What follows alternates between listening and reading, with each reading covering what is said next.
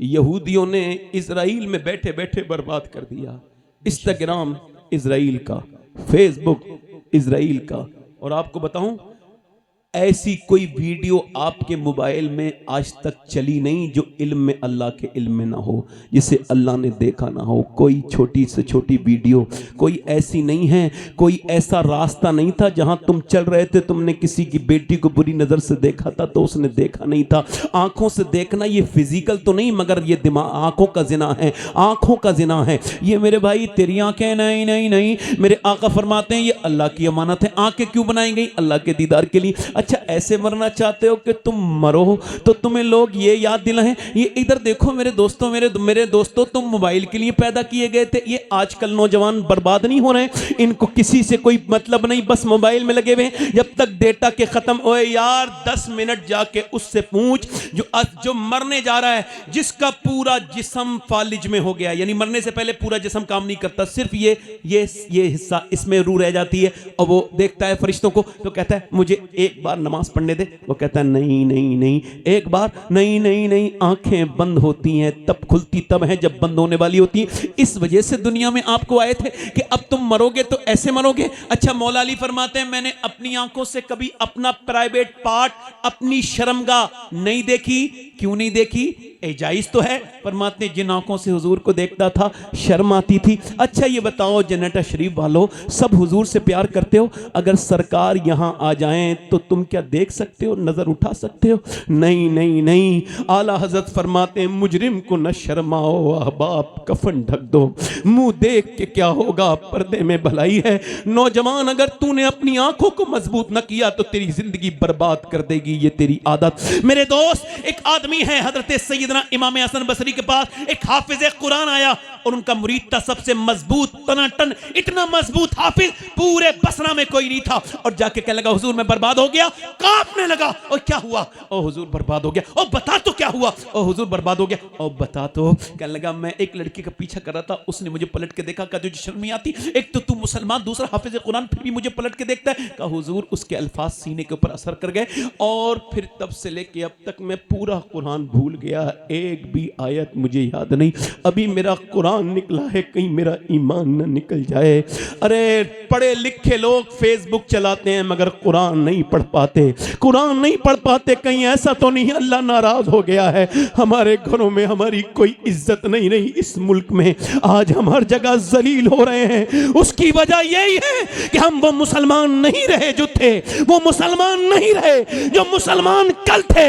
वो कोई और थे, हट न सकते थे अगर जंग में अड़ जाते थे। पांव शेरों के भी मैदान से वो ये से वाले मुसलमान नहीं थे। वो ये नहीं थे कि मियां अब इमाम हसन बसरी इतना रोए कि बेहोश हो गए। और जब होश आया तो कल लोगों तौबा करो, मैंने जितने लोगों का ईमान छिनते देखा है, यानी बर्बादी, वो वही है जिनकी आंखें खराब थी, जिन्होंने दूसरों की लड़कियों को बुरी नजर से देखा था, जिन्होंने दूसरों की बहनों को बुरी नजर से देखा था। एक सवाल आपसे यह है, कैसे मरना चाहते हो? ऐसे कि लोग तुम्हें कलमा याद दिलाएं फिर भी तुमने रूह निकलते देखी कुछ लोगों की? मैंने सुना है, आपने भी सुना, हमने बचपन से सुना है, फलां का दम नहीं निकल रहा है। सुना है? दम नहीं, क्यों नहीं निकल रहा है?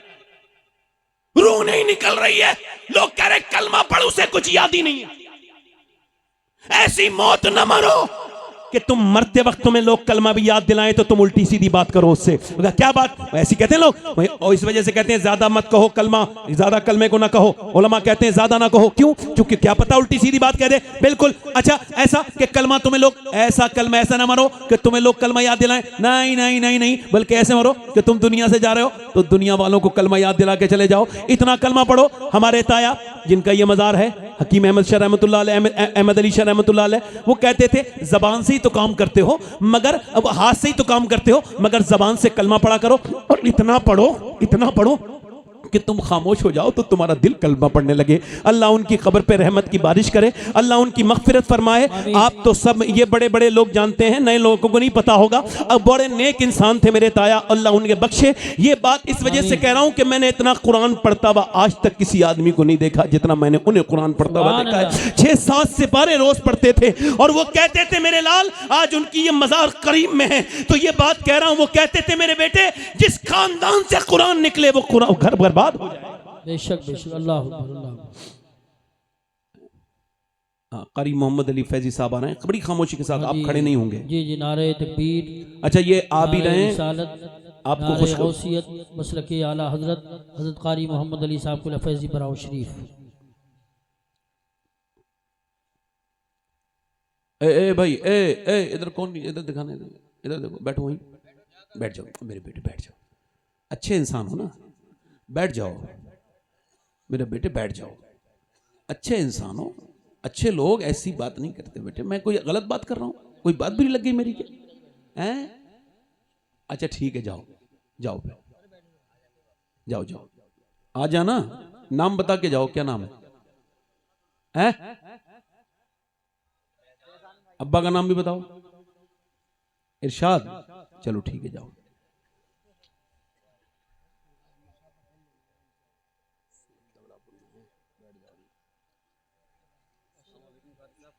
ये कारी मोहम्मद अली फैजी साहब आए हैं, इन्हें आपने इंटरनेट के जरिए देखा होगा, है ना? आज भी ये आज यहाँ आए हम, ये भी और मैं भी कल बगदाद शरीफ जा रहे हैं। सुभान अल्लाह, जोर से तो बोलो यार, आपके लिए भी दुआ करूंगा, आप तो बोल दो सुभान अल्लाह। आप देखो, इंसान लालच के बगैर नहीं बोलता, बड़ा मसला है इंसान के साथ। दिल लगा के बोलो सुभान अल्लाह, मुस्कुरा के बोलो। मैं और बोलूं या खत्म कर दूं? नहीं, सही दिल से बता दो यार, मैं तो तुम्हारे गांव का ही हूं, बोलो। आवाज समझ में भी आ रही है मेरी? नहीं, असल में बात ये कि कुछ हैं, हैं, ये हमारे वो भी कह रहे हैं कि ईदगाह पे टाइम होता है, ईदगाह पे पहुंचते ही लोग नाक पे चिराग जला के, हाँ, जब देख लेता है कि अब टाइम होने वाला है तब वो कपड़े पहनेगा ईदगाह पे। कुछ लोगों तो ईद की नमाज पढ़नी होती है तो वो कुछ मतलब ये है कि थोड़ा बोले यार चले जाएंगे कुछ लोग, मैं खैर बात नहीं करता। मोहम्मद अली फैजी भाई आ गए, ये पढ़ेंगे और ये जैसा पढ़ते हैं ये आप खुद देख लेंगे, उसमें तारीफ की कोई बात नहीं है ना? अल्लाह ताला खुश रखे, आमीन। ये माशाल्लाह, मैं कह रहा हूं कैसी मौत मरना चाहते हो? ऐसी कि लोग नहीं नहीं नहीं मेरे भाई, देखो नौजवानों, अपना कुछ वक्त निकालो। तकरीरें सुनने से फायदा नहीं है, सुनने से फायदा है मगर बगैर अमल करे। बताओ, डॉक्टर से खाली तुम देख के आ जाओ, डॉक्टर को उससे मिल के आ जाओ, दवा ना खाओ तो फायदा होगा? आज के बाद क्या करना है? कम से कम 2 तस्बीह कलमे की पढ़ लेनी है। कितनी? ला इलाहा इल्लल्लाह। 2, ज्यादा तो नहीं टाइम लगेगा हाफिज साहब? कितना टाइम लगेगा? 5-10 मिनट, उससे ज्यादा तो नहीं लगेगा? माशाल्लाह, उससे ज्यादा तो नहीं लगेगा। अब मेरी तरफ देखो, मेरी तरफ गौर करो। ऐसे नहीं मरना है कि लोग कलमा याद दिलाएं, नहीं नहीं नहीं, बल्कि ऐसे मरना है कि तुम जाओ तो लोगों को कलमा याद दिला के चले जाओ। ऐसे जाओ कि बरेली में एक बुजुर्ग है, 92 साल की उम्र है, 92 साल की उम्र है, दुनिया से जाने वाले, बिल्कुल आखिरी वक्त है, और उन्होंने मगरिब के बाद बेहोशी हुई और फिर होश आया तो 12 बज रहे थे तकरीबन। कहा क्या मैंने नमाज पढ़ी है? सुभान अल्लाह। पहला सवाल क्या किया? क्या मैंने नमाज पढ़ी है? कहा जी हुजूर अभी मगरिब की पढ़ी है, इशा की नहीं पढ़ी। कहा मुझे वुजू कराओ। कहा हुजूर, का ठंडे पानी से वुजू किया, वुजू करने के बाद बड़ी मुश्किल से वुजू कराया, बिल्कुल मौत के करीब, कमजोर, 92 साल की उम्र है, बिल्कुल कमजोर है, बिल्कुल कमजोर है। और आपने कहा वुजू किया, उसके बाद कहा मुझे खड़ा करो। कहा हुजूर बैठ के पढ़ लें, आपकी तबीयत खराब है। तो आंखों में आंसू ले आए, कहने लगे मैंने जिंदगी में कभी बैठ के नमाज नहीं पढ़ी तो आज कैसे बैठ के नमाज पढ़ूंगा। फिर वो बुजुर्ग खड़े हो गए, बड़ी मुश्किल से लोगों ने खड़ा किया, मगर फिर न जाने कहां से वो ताकत आई कि आराम से रुकू, आराम से सजदा, आराम से कयाम, आराम से जलसा, बड़े आराम से नमाज पूरी 40 मिनट आखिरी नमाज पढ़ी इशा की, बोलो सुभान अल्लाह। और उसके बाद बिस्तर पे लेटे और कहा लोगों मैं जा रहा हूं, बस किसी का मेरा दिल दुखाया हो मैंने तो मुझे माफ करें और मैं तुमको माफ करता हूं, लिहाजा मैं जा रहा हूं और पढ़ो कलमा।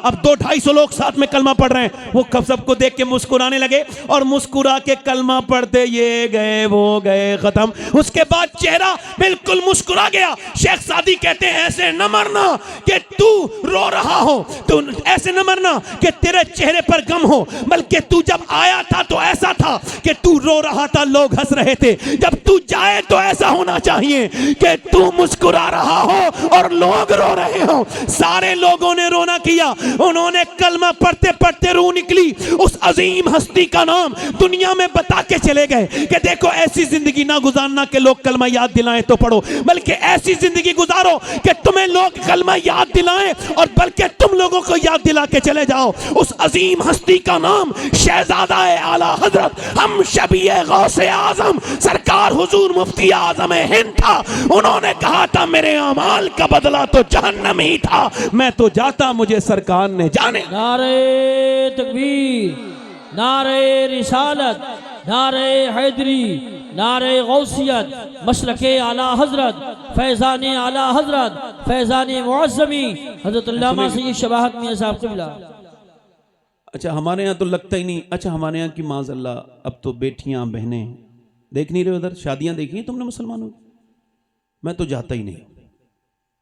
अल्लाह का शुक्र है, जिस शादी में चले जाओ तो लगता ही नहीं, ऐसा लगता किसी यहूदी की शादी है। ये हंसने की बात नहीं, रोने की बात है।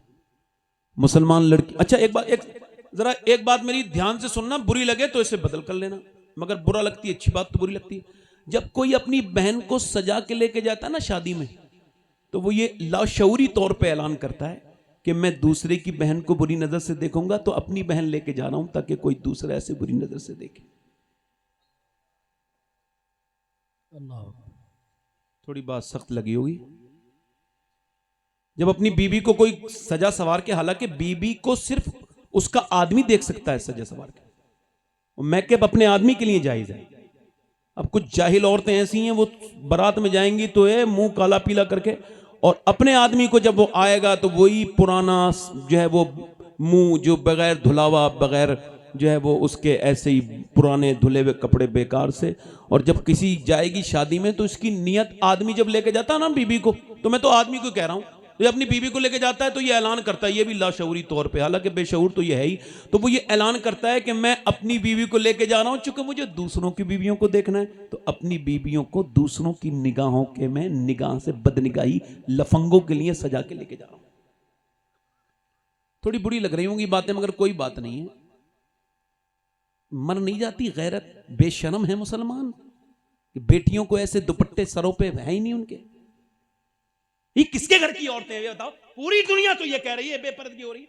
कारी इकरार साहब, ये कौन औरतें हैं, कहां से आई हैं ये, बताओ मुझे। मुसलमान बच्चियां जब थिएटरों में नजर आने लगे, जब मुसलमान बच्चियां बुर्का ओढ़ करके गैर मुस्लिमों की बाइकों में घूमने लगे, मेरे गांव की नहीं, मेरी बहन तो नहीं, मगर वो मेरी इस्लामी बहन थी। बेशक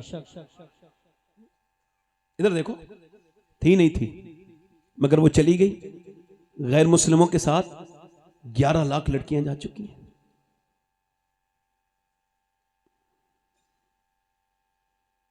तालीम क्या होती है? तालीम लानत है ऐसी तालीम पर जो मेरे और तुम्हारे घर की हया छीन ले,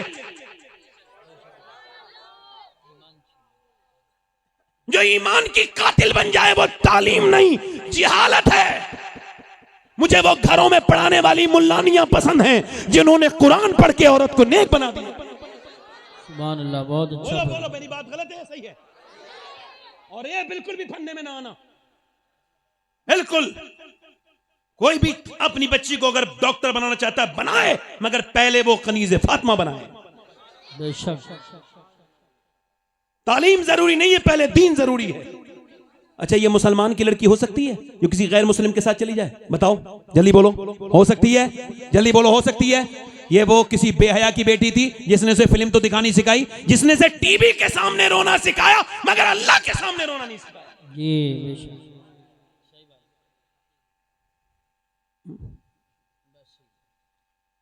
ये मुसलमान है। मैं इन्हें मुसलमान सही मानों में नहीं मानता, बड़ा एहतियात से बोलता हूं, सही मानों में नहीं मानता।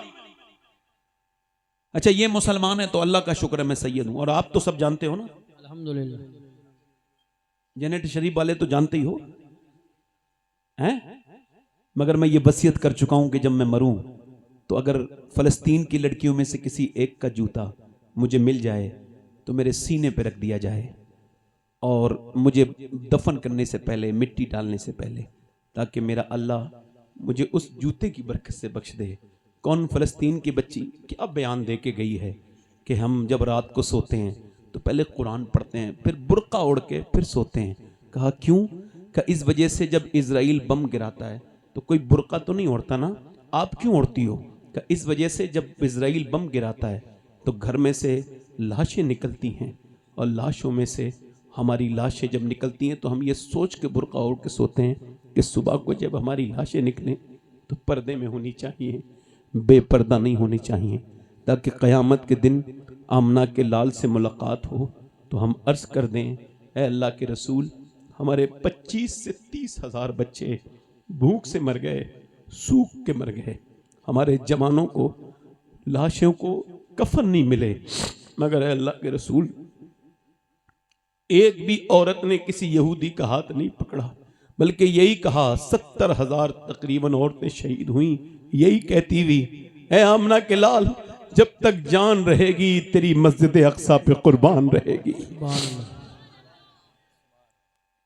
बस मेरी आखिरी बातें हैं, मैं तो फिर भी कभी तकरीर कर सकता हूँ, मुझे ईदगाह पे सुन लेना। वक्त मुझे 1 घंटा हो गया, मुझे 1 घंटा 5 मिनट, ज़्यादा नहीं बोलूँगा, मगर मैं भी आपको कमी मिलता हूँ, आप भी मुझे कमी मिलते हैं। इस वजह से एक बात कर रहा हूँ, अपनी शादी यहूदियों की तरह ना करो। एक ज़मीन पे ऐसी भी शादी हुई है कि उसके बाद ज़मीन पे ना तो ऐसा कोई दूल्हा बना, ना तो कोई ऐसी दुल्हन है। वो किसकी शादी है? नबियों के बाद सबसे खूबसूरत जोड़ा है सैयदा फातिमा ज़हरा और मौला अली का, जरा जोर से तो बोलो। और शादी हुई है, और शादी कैसी सीधी सादी शादी, साफ साफ, कोई जहेज नहीं। आजकल के कुछ मौलवियों को तक मैं जानता हूं जिन्होंने तकरीरें तो ये की कि जहेज नहीं लेना चाहिए, मगर अपनी शादियों में उन्होंने कारें ली। ये बड़ी बेहूदगी है, शादियों में कारें लेते हैं। ओ यार इधर देखो, आज का नौजवान, वो मेरे साथ, मैं सैयद हूं मगर उसके हाथ भी चूम सकता हूं, नौजवान के जिसकी शादी नहीं हुई हो, और वो इस महफिल में ऐलान करे मैं जब शादी करूंगा तो बगैर जहेज के करूंगा।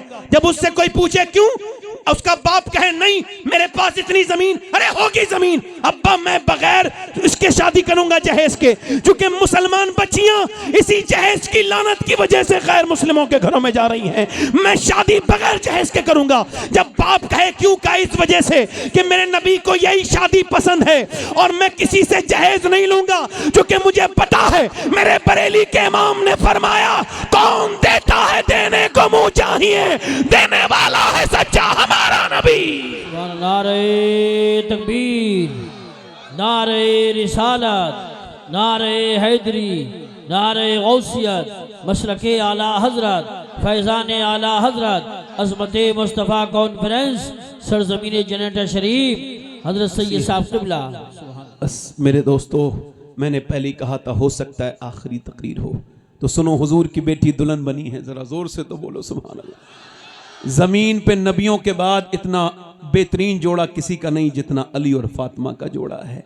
हजरत मौला अली कहते हैं, मैं अंदर गया अपने कमरे में, बीबी को देखा तो मैं रोने लगा, और उन्होंने मुझसे पूछा क्या आपको ये शादी पसंद न थी जो रोते हैं? तो कहते हैं मैं खड़ा हो गया, आगे बढ़ा, मैंने कहा फातिमा ऐसी बात नहीं है, मैं इस वजह से रो रहा हूं कि आप, कोई भी लड़की जब दुल्हन बनती है तो नए एक जोड़ी कपड़े, इधर देखो जरा, इसको एहसास करना, आप मेरे गांव के लोगों, इसको एहसास करना, ये कितनी बड़ी बात हुजूर की मौला अली कह रहे हैं। मैं देख रहा हूं कि कोई भी लड़की जब दुल्हन बनती है तो एक जोड़ी नए कपड़े पहन लेती है। मैं सोच रहा हूं कि आपके चेहरे पे कोई शिकन नहीं, जबान पे कोई शिकवा नहीं, मगर दोनों आलिम को, मालिक व मुख्तार की बेटी जिस कपड़े में दुल्हन बनी है उसमें 17 फहमद लगे हैं। ओहो, हजरत अली को देखा तो सैयदा आगे बढ़ी, बड़े बाप की बड़ी बेटी आगे बढ़ी, हुजूर के हजरत अली का हाथ पकड़ा और कहा मेरे सरताज बिल्कुल भी गम न करें, मेरे अब्बा ने जब मुझे रुखसत किया था और बचपन से यही समझाया था, मेरी लाडली फातिमा, अल्लाह कपड़ों से राजी नहीं होता, अल्लाह तो सजदों से राजी होता है। सजदे अम्मी आयशा फरमाती, एक दिन हुजूर से मैंने कहा हुजूर आपकी बेटी आ गई, हुजूर उठ के खड़े हो गए। बेटी तो बेटी होती है ना, तो ये जो चादर है ना इसमें कुछ बंधा हुआ था, तो क्या फातिमा क्या लेके आई हो? ऐसे करके खोली अपनी चादर तो एक रोटी निकली, अब्बा ये रोटी लाई हूं। हुजूर ने वो रोटी उठाई, मुंह में उसको एक लुकमा खाया तो हुजूर की आंखों से आंसू। अब्बा क्यों रोते हैं? फरमाया फातिमा और तो कोई बात नहीं है, 5 दिन के बाद तेरे बाप के मुंह में ये पहला लुकमा गया है। अल्लाह अकबर, बेटी तो बेटी होती, अब्बा आप खाएं। अली लाए थे जौ, मैंने उसको जौ को रोटी बनाई, उसे कुएं से पानी भी भर के लाई, फिर मैंने हसन हुसैन को भी खिला दी, अब्बा अली को भी खिला दी, मगर मैंने नहीं खाई। मैंने सोचा पहले अपने अब्बा को खिलाऊंगी, अल्लाह अल्लाह। उसके बाद खाऊंगी। मेरा इमाम कहता है जिसका आंचल न देखा मोह मेहर ने, उस रिदाए नजाहत पे लाखों सलाम। नौजवानों, ये कोई तकरीर नहीं है, मैंने यहाँ तारीख इसी वजह से दी है कि हमारे गांव में भी ऐसी शादियां बहुत हो रही हैं। तुम नाचते हो, तुम डांस करते हो, तुम डीजे नचाते हो। ओए मेरे भाइयों, जो ऐसा करते हैं उनसे हाथ जोड़ के कहता हूँ आखिरत बड़ी सख्त है। अल्लाह को नाराज ना करो मेरे भाइयों, मेरे दोस्तों। जहेजों वाली शादी ना करो, अपनी शादियों को बरकत वाली शादी बनाओ। और मैंने चूंकि लंबी